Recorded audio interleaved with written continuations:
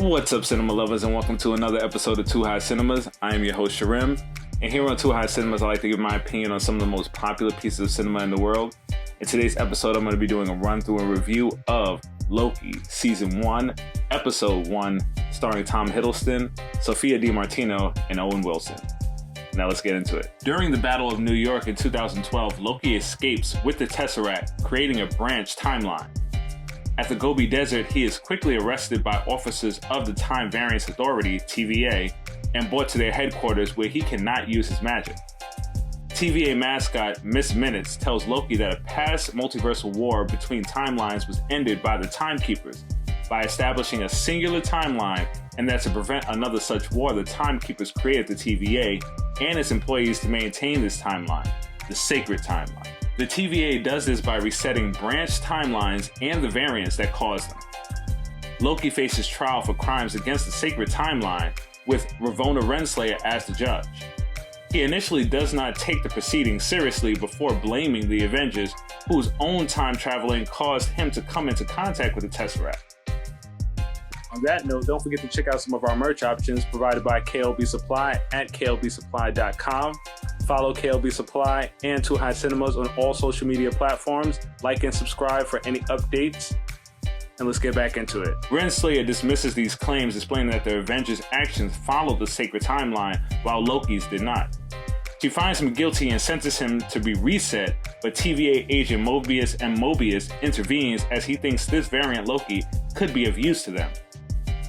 In the Time Theater, Mobius questions Loki's past misdeeds and revisits moments from Loki's life, such as his defeat at the hands of the Avengers. Loki says he wants to rule so he can free his would-be subjects from the burden of making wrong choices. Mobius questions if Loki enjoys hurting others, but Loki rails against the TVA's control of the timeline and insists that he has the power to make his own choices. Mobius reveals that in Loki's intended future, he inadvertently causes the death of his adopted mother, Frigga. Loki attempts to escape, but discovers that the TVA has amassed numerous Infinity Stones, which do not work at TVA headquarters. Overwhelmed by the TVA's power, he returns to the Time Theater and views the rest of his intended future, including his improved relationship with his adopted brother Thor, the death of his adopted father Odin, and his own death at the hands of Thanos. Loki realizes that he cannot return to his timeline and agrees to help Mobius hunt the killer of several TVA officers who has been stealing the technology they use to reset timelines. Mobius reveals that his fugitive is another variant of Loki. Okay, so now the review. Okay, so this show has me going crazy. It's like a mystery murder thriller wrapped up in time travel shenanigans. We get the murder mystery with the fact that we are hunting a variant Loki who is killing TVA agents and stealing their temp pads. I'm loving the characters. Mobius is great. Owen Wilson brings life to the character. He's like the perfect match for Loki and his ego. It was a perfect casting. Hunter B-15 is perfect. This episode really beats Loki's ego down. He is introduced to the realization that he has he's meant to fail in life. Well, that's what they claim. He's meant to fail in life, and that's what the sacred timeline wants from him and has dictated for him. When Mobius shows him Loki's greatest hits on the projector, and Loki's reaction was on point. Loki's reaction was on point. A great face acting from Tom Hiddleston.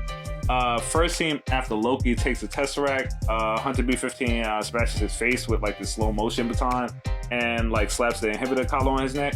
I was laughing the whole time she was explaining that he was feeling the pain in full time. That had me crying.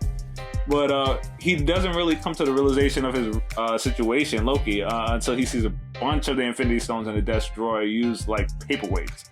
The TV in general are a great addition to the MCU. Also, we get Renslayer, who in herself is a King the Conqueror Easter egg. She's King love interest in the comics. But we get a lot just from this first episode. Dope. This show has definitely got me hooked. So now the grading. So now for the grading for this comedy, I'm gonna give it dank. Drama, definitely dank.